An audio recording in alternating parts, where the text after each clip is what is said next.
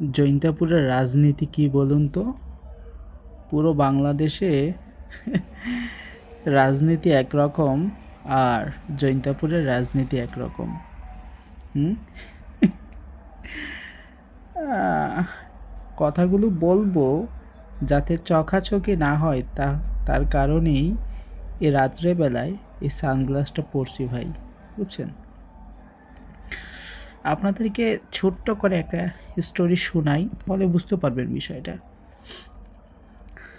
আমাদের এলাকায় একজন চেয়ারম্যান ছিল। তিনি বিশাল বড় একটা দলের নেতা ছিলেন। তো আওয়ামী সন্ত্রাসী যে জঙ্গি বাহিনী আছে, তাদের আক্রোশের কারণে ওনার পুরো পরিবারটা মোটামুটি পুরো ধ্বংসই হয়ে গেল। ঠিক আছে, আমি নাম নিচ্ছি না, আজকে কারো নাম নেব না। ভিডিওটা আজকে করার উদ্দেশ্য ছিল না, ভিডিওটা করার উদ্দেশ্য ছিল রবিবারে, কিন্তু করতে হচ্ছে।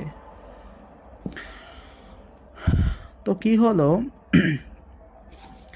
আমরা চিরকাল দেখে এসেছি জৈন্তাপুরের রাজনীতি, যখন আওয়ামী সন্ত্রাসী জঙ্গির বাচ্চারা নির্মমভাবে মানুষদেরকে পিটাতো, ঠিক আছে, তখন কেউ কোনো সম্প্রীতির কথা বলতো না, কেউ না। যখন এই এক্স চেয়ারম্যান, আল্লাহ তাআলা ওনাকে বেহেশতে নসিব করুক, ওনার পরিবারকে যখন ধ্বংস করা হলো, কেউ বিন্দুমাত্র সম্প্রীতির কথা বলল না, কেউ না। ঠিক আছে,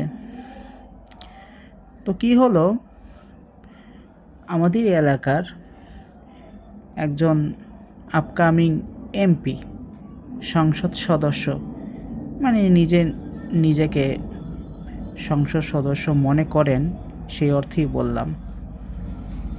তিনি আমার খুব পছন্দের একটি দলের সংসদ সদস্য হবেন বা হতে যাচ্ছেন, এরকম অভিপ্রায় ওনার। তো ওনার বিষয়ে কেন বলছি, ওনার বিষয়ে ভিডিওর লাস্টে গিয়ে বলবো। উনি কী করলেন, এই 16-17 বছর একদম বিন্দাস মাস্ত ছিলেন জৈন্তাপুরে। ওনাকে এভাবে একটা ফুলের টোকা দিয়েও কেউ জিজ্ঞেস করেনি যে তুমি যে এই যে একটা ইসলামী একটা দলের এত বড় নেতা, তোমার উপরে কোনো মামলা নেই, তোমার উপরে কোনো ধরনের ওই যে লিক করতে কোনো নির্যাতনের কিছু নেই, কিচ্ছু নেই, কেউ জিজ্ঞেস করে নাই। কারণ সবাই জানতো এই ব্যক্তি লীগের সাথে অন্তরাত্মার সাথে জড়িত, মানে অন্তরঙ্গভাবে জড়িত, বুঝছেন? এই ব্যক্তি এখন সম্প্রীতির কথা বলে, আমার মাথায় আসে না ভাই। পুরো বাংলাদেশে জামাতে ইসলাম যে সাফারটা করছে, যেভাবে নির্যাতিত হয়েছে, জৈন্তাপুরে কোন আকাল পড়ছে, এরকম একটা দুমুখী সাপের এরকম একটা মানুষকে তারা নমিনেশন দিতে যাচ্ছে কেন? হ্যাঁ, জামাতে ইসলাম একজন কর্মী অথবা একজন ইসলামী ছাত্র শিবিরের একজন, যারা নির্যাতিত হয়েছে না, তার পায়ের ধুলার সমানতার যোগ্যতা নাই। সে যত বড় আলিম হোক, যত বড় ব্যারিস্টার হোক, বুঝছেন? আমাদের জৈন্তাপুরের মানে সিলেট 4 নং আসনে 2জন ব্যক্তিকে আমি খুব পছন্দ করি, খুবই পছন্দ করি মন থেকে, বুঝছেন? একজন হচ্ছে আলী হাসান উসামা, দ্বিতীয় হচ্ছে আহমেদ জুবায়ের মালিক। আমি কিন্তু বিএনপির কোনো রাজনীতির সাথে সম্পৃক্ত না, আমি চাইও না বিএনপি ক্ষমতায় আসুক, কিন্তু আমি চাই এই মানুষটা কমপক্ষে ক্ষমতায় আসুক, ঠিক আছে? এই মানুষটাকেও দেখলাম, এই যে তথাকথিত যে নেতা, ওই নেতার পক্ষে কথা বলছেন। কেন বলছেন? I have no idea.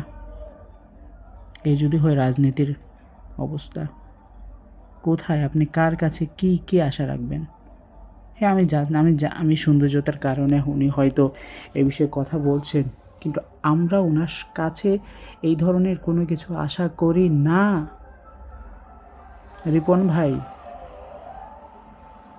আপনি যে হাই কোয়ালিফিকেশন আপনার আছে, আপনি যেভাবে রাজনীতি আপনার চোখে দেখেন, সেইভাবেই আপনি সবার সাথে ডিল করেন। আমি বিএনপিকে ভালোবাসি তার মানে এই না বিএনপির পুরো দলকে ভালোবাসি। আমি বিএনপির একজন কর্মীকে ভালোবাসি তার মানে এই না পুরো বিএনপিকে ভালোবাসি। আমি জামাতে ইসলামকে সাপোর্ট করি তার মানে এই নয় জামাতে ইসলামের প্রত্যেকটা মানুষকে আমি সাপোর্ট করি, একদমই না। আমার অবশ্যই প্রবলেম আছে এই মানুষটাকে নিয়ে। আশা করি জামাতে ইসলাম সিলেট 4 আসনে এইখানে ন্যূনতম ইনসাফ করবে এই মানুষটাকে হটিয়ে। যেদিন ওই বটতলায় ছবিটা দেখছিলাম, আওয়ামী লীগের যত ডেবিল আছে সব ডেবিলের সাথে এই ব্যক্তির ছবি, তখনই বুঝতে পারছিলাম এদের দ্বারা ইসলাম তো অনেক দূরের কথা, গণতন্ত্র ঠিকভাবে প্র্যাকটিস হবে না। দেখা যাক কী হয়।